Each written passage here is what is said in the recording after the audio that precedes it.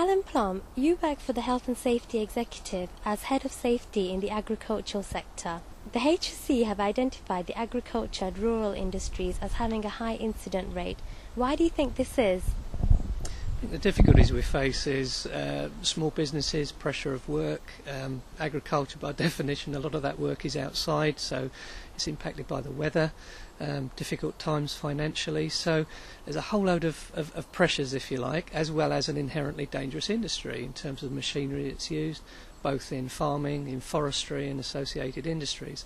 So they're up against a lot, and we describe farmers as unwise risk takers.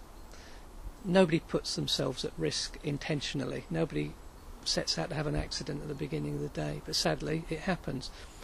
Nearly one person a week typically killed on a farm, although fortunately last year the figure was lower, but we'd like to see that trend continue, but the number of accidents already happened this year suggests that might not be the case. So we need to find lots of ways to try and influence farmers to help them help themselves. We need to change the culture, and that's inherently the problem. It's how we get information out to farmers particularly, but those work in the forestry industry, the land-based industries generally. How can we help them help themselves? What initiative is the HSE taking to address these issues? Well, particularly in relation to farmers, we've identified the high incident rate. Farming, the incident rate based on the numbers of people working in the industry is about 3 times higher than the construction industry. As I said, a very dangerous industry. And HSE's board looked at that and thought we need to find new ways to influence the industry, as I said. And we have a new campaign called the Agriculture Revisited initiative. Part of that is mostly about communications. It's involved direct mail, an advertising campaign called Make the Promise, Come Home Safe. That was the first phase, exceptionally well received by farmers. Information was sent out. It involved our promise knot, which was, to make a promise to themselves, their friends, their families, to find ways to, just to take an action to improve themselves, to improve what they do on their farms.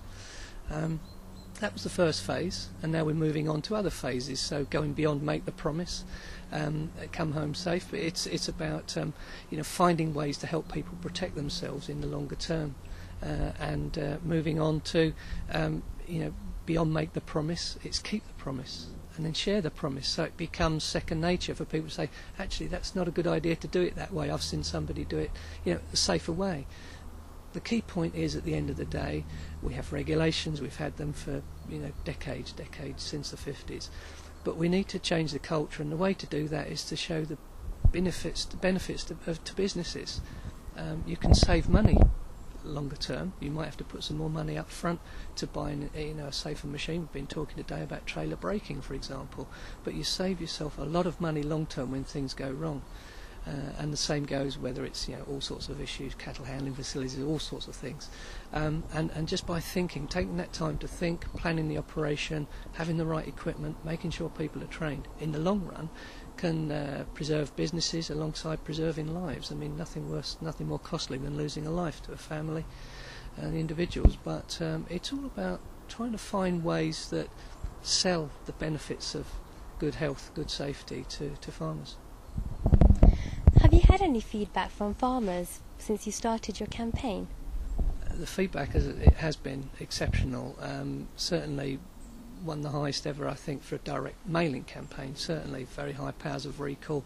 Lots of farmers have come to us for more information. So we now need to build on that. And as I said, the next step is about keeping the promise and engaging with those who perhaps weren't on side in the first place. So when you tackle, there's no single magic bullet. It's a whole range of approaches.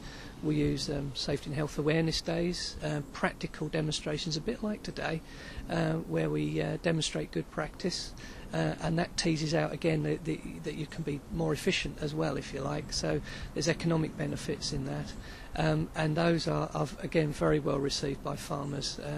Very high response rate and so on. They get a lot out of that. With other communications methods, working with other organisations, particularly the big stakeholders, and IOSH is a good example today where working together, we have representatives on all sorts of committees, and by working together they can filter the information out to all sorts of organisations, large and small.